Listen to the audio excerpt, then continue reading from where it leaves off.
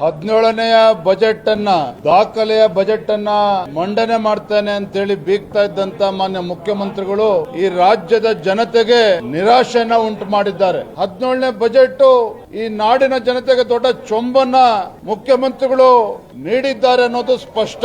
ನಾನು ಮಾನ್ಯ ಮುಖ್ಯಮಂತ್ರಿಗಳು ಬಜೆಟ್ ಅನ್ನ ಓದ್ತಾ ಇರುವಂತಹ ಸಂದರ್ಭದಲ್ಲಿ ಹಾಗೆ ಆಡಳಿತ ಪಕ್ಷದ ಶಾಸಕರುಗಳನ್ನ ಗಮನಿಸ್ತಾ ಇದ್ದೆ. ಯಾವುದೇ ಶಾಸಕರಲ್ಲಿ ಈ ಬಜೆಟ್ ಬಗ್ಗೆ ಆಸಕ್ತಿ ಇಲ್ಲದೆ ಇರತಕ್ಕಂಥದ್ದು ಸ್ಪಷ್ಟವಾಗಿ ಕಾಣ್ತಾ ಇತ್ತು. ನಾನು ಹೆಸರನ್ನ ಉಲ್ಲೇಖ ಮಾಡೋದಕ್ಕೆ ಹೋಗೋದಿಲ್ಲ.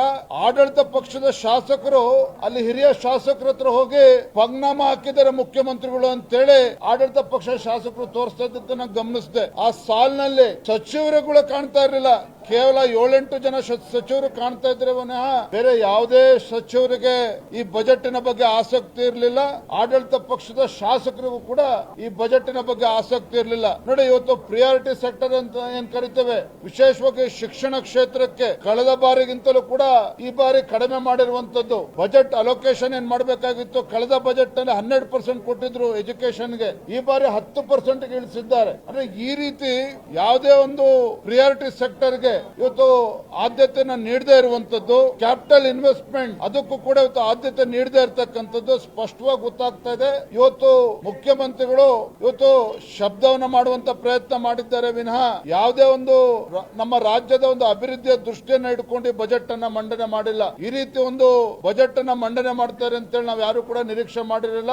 ರೈತರ ಬಗ್ಗೆನೂ ಕೂಡ ಏನು ಕಾಳಜಿನ ತೋರಿಲ್ಲ ಮಾನ್ಯ ಮುಖ್ಯಮಂತ್ರಿಗಳು, ಹಣಕಾಸಿನ ಸಚಿವರು. ಯುವಕರಿಗೆ ಆದ್ಯತೆಯನ್ನು ನೀಡ್ತಾರೆ, ಉದ್ಯೋಗ ಅವಕಾಶಕ್ಕೆ ಒಂದು ಪೂರಕವಾಗಿರ್ತಕ್ಕಂಥ ಬಜೆಟ್ ಅನ್ನ ಕೊಡ್ತಾರೆ ಅಂತ ಅನ್ಕೊಂಡಿದ್ವಿ. ಅದಕ್ಕೂ ಕೂಡ ಅವಕಾಶನ ನೀಡದೇನೆ ತಮ್ಮ ಪಂಚ ಗ್ಯಾರಂಟಿಗಳಿಗೆ ಹಣವನ್ನ ಕ್ರೋಢೀಕರಿಸೋದಕ್ಕೆ ಸಾಧ್ಯ ಆಗದೇನೆ ಪದೇ ಪದೇ ಅವರು ಅಬಕಾರಿ ಇಲಾಖೆ ಮೇಲೆ ಇವತ್ತು ಡಿಪೆಂಡ್ ಆಗಿರುವಂತದ್ದು. ಈ ಬಾರಿನೂ ಕೂಡ 45,000 ಕೋಟಿ ರೂಪಾಯಿಗಳನ್ನ ನಿರೀಕ್ಷೆಯನ್ನ ಮಾನ್ಯ ಮುಖ್ಯಮಂತ್ರಿಗಳು ಅಬಕಾರಿ ಇಲಾಖೆಯಿಂದ ನಿರೀಕ್ಷೆ ಮಾಡ್ತಾ ಇದ್ದಾರೆ. ಹಾಗಂದ್ರೆ ಅರ್ಥ ಏನಪ್ಪಾ ಅಂತ ಹೇಳಿದ್ರೆ ಮುಖ್ಯಮಂತ್ರಿಗಳು ಈ ರಾಜ್ಯವನ್ನ ಕುಡುಕರ ರಾಜ್ಯವನ್ನಾಗಿ ಮಾಡೋದಕ್ಕೆ ಹೊರಟಿರ್ತಕ್ಕಂಥದ್ದು ಈಗಾಗಲೇ ನಿರೂಪಿಸಿದ್ದಾರೆ. ಈ ಬಜೆಟ್ ಅಲ್ಲೂ ಕೂಡ ಅದನ್ನ ಮತ್ತೊಮ್ಮೆ ತಿಳಿಸಿರುವಂತದ್ದು. ಆರೋಗ್ಯ ಇಲಾಖೆ ಬಗ್ಗೆನೂ ಕೂಡ ಗಮನ ಕೊಟ್ಟಿಲ್ಲ.